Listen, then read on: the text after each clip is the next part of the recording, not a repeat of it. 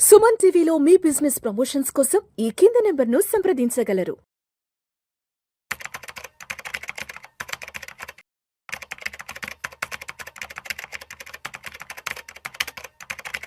రామచంద్రమూర్తి గారు నమస్తే సార్. నమస్తే విష్ణు గారు. రామచంద్రమూర్తి గారు ఇవాళ ఒక డిఫరెంట్ పెక్యులర్ టాపిక్ గురించి డిస్కస్ చేద్దాం అనుకుంటున్నాను. ఎందుకు నా మైండ్ లోకి వచ్చింది. ఇప్పుడు స్టాక్ మార్కెట్ లో ఇన్వెస్ట్ చేయడానికి ఏదైనా బెస్ట్ సీజన్ గానీ బెస్ట్ మంత్స్ అంటే మంచి నెలలు ఇట్లాంటి ఏదన్నా ఉంటాయా అంటే టాపిక్ ఏంటంటే best time to invest in the stock market. ఎందుకంటే ఇప్పుడు గోల్డ్ ఎప్పుడు కొనాలి, సిల్వర్ ఎప్పుడు కొనాలి ఏంటంటే దానికి ఒక అంచనా ఉంటది, అంతే కదా. ఇదిగో పలానా నెలలో గోల్డ్ ఇలా ఉంటది, పలానా నెలలో సిల్వర్ ఇలా ఉంటది అని దానికి ఒక అంచనా, దానికి కొన్ని పారామీటర్స్ ఉన్నాయి, ఎప్పుడు కొనాలి ఎప్పుడు కొనకూడదు. అదేవిధంగా ఇప్పుడు స్టాక్ మార్కెట్ లో ఇన్వెస్ట్ చేయడానికి మనకి సంవత్సరంలో ఉన్న 12 నెలల్లో ఇదిగో ఈ నెలలో ఇలా ఉంటది, ఈ నెలలో ఇలా ఉంటది, ఈ నెలలో కొంటే ఇలా ఉండొచ్చు, ఈ నెలలో కొనకపోతే ఇలా ఉండొచ్చు అన్నదానికి ఏమైనా పారామీటర్స్ జస్ట్ ఏదైనా ఒక ఐడియా కోసం, ఒక ఎడ్యుకేటివ్, ఒక ఇన్ఫర్మేటివ్ పర్పస్ గా జస్ట్ అంతే. మీరు అన్న లాస్ట్ పాయింట్ ఇంపార్టెంట్ సార్. ఇది ఓన్లీ ఇన్ఫర్మేటివ్ అండ్ ఎడ్యుకేషన్ పర్పసే. ఇది ఒక డేటాలో ఇచ్చాం కాబట్టి మీకు కూడా చెప్తున్నాం, కానీ దీన్ని బ్లైండ్ గా నమ్మొద్దు. ఇప్పుడు ఒక హారోస్కోప్ లాగా అంతే తీసుకోండి అంతే. సో ఫస్ట్ బెస్ట్ మంత్ ఏంటంటే అన్నిటికన్నా బెస్ట్ మంత్ నవంబర్ అంట. November best months. ఎందుకంటే అది నెక్స్ట్ బెస్ట్ 6 months స్టార్ట్ అయ్యే మంత్ అనమాట, 6 months. సో కాబట్టి స్ట్రాంగ్ హిస్టారికల్ రిటర్న్స్ అయితే దానిలో ఉన్నాయి. ఇది కూడా నిజమే, చాలాసార్లు మేము చూసాం నవంబర్ మేజర్గా మంచి రిటర్న్స్ వస్తాయి. తర్వాత డిసెంబర్ కూడా ఒకటి బెస్ట్ మంత్. ఎందుకంటే అక్కడ యుఎస్లో క్రిస్మస్ ర్యాలీ ఉంటుంది, క్రిస్మస్ ఉంటుంది కాబట్టి ఆ ర్యాలీ ఉంటుంది. ఇన్వెస్టర్స్ అందరూ కూడా ప్రాఫిట్లో ఎగ్జిట్ అవ్వాలి కాబట్టి వాళ్ళు ర్యాలీ ఉంటుంది. ఆ తర్వాత ఏప్రిల్ ఒకటి బెస్ట్ మంత్. అంటే ఒక best performing month April historical గా, అంటే లాస్ట్ 30 years యావరేజ్ తీస్తే వచ్చిన డేటా ఇది. ఓకే ఓకే, ఆల్రెడీ ఒక డేటా ప్రకారమే జరుగుతుంది ఇది.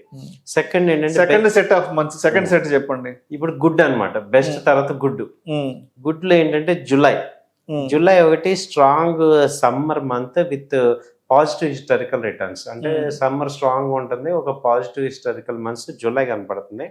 తర్వాత జనవరి కూడా ఇది ఏంటంటే మనకి ఈ బడ్జెట్ ర్యాలీ అని, తర్వాత న్యూ ఇయర్ ర్యాలీ అని కొంత వస్తూ ఉంటుంది అనమాట జనవరిలో కూడా. ఆ తర్వాత అక్టోబర్ ఒకటి మంచి ర్యాలీ. సో మార్కెట్స్ రికవర్ అవుతుంటాయి. సో సెప్టెంబర్ వీక్నెస్ నుంచి రికవర్ అవుతుంటాయి కాబట్టి ఇవి బాగానే ఉంటాయి, గుడ్ అంటాడు. తర్వాత యావరేజ్ రిటర్న్స్ తర్వాత third set of months average లో ఏంటంటే మార్చి average return with no strong historical edge ఉండదు. ఎందుకంటే ఇయర్ ఎండ్ కాబట్టి మార్చిలో ఎక్కువ మంది ఏంటంటే పొజిషన్ వైండ్ అప్ చేస్తూ ఉంటారు, ట్యాక్స్ బెనిఫిట్ ఎలా పొందాలి ఏంటని చూస్తుంటారు కాబట్టి యావరేజ్ రిటర్న్ ఉంటుంది.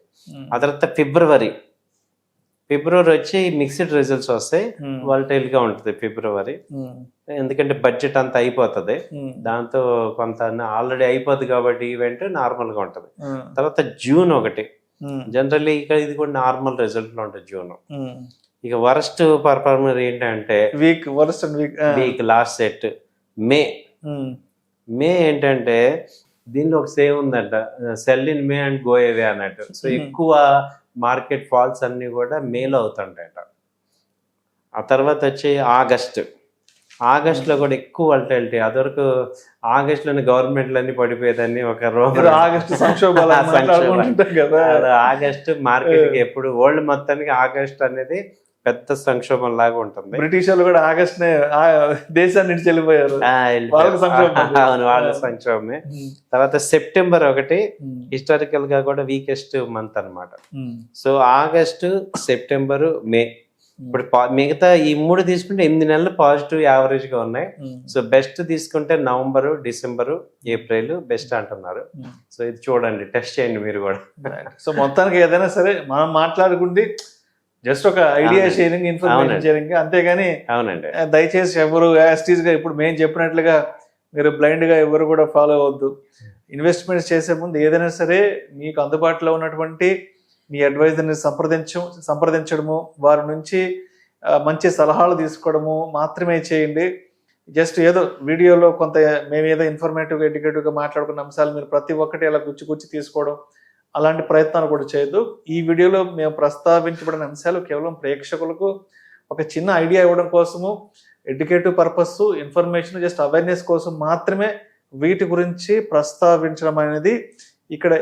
ఇక్కడ ఎటువంటి కంపెనీస్ని కానీ ఎటువంటి స్టాక్స్ని కానీ రికమెండ్ చేయడం అయితే మాత్రం ఎట్టి పరిస్థితుల్లో మా ఉద్దేశం కాదు. దయచేసి ప్రేక్షకులు గమనించగలరు. Thank you sir. Thank you so much అంచంద్రమూర్తి గారు. థ్యాంక్ యూ అండి. నమస్తే అండి.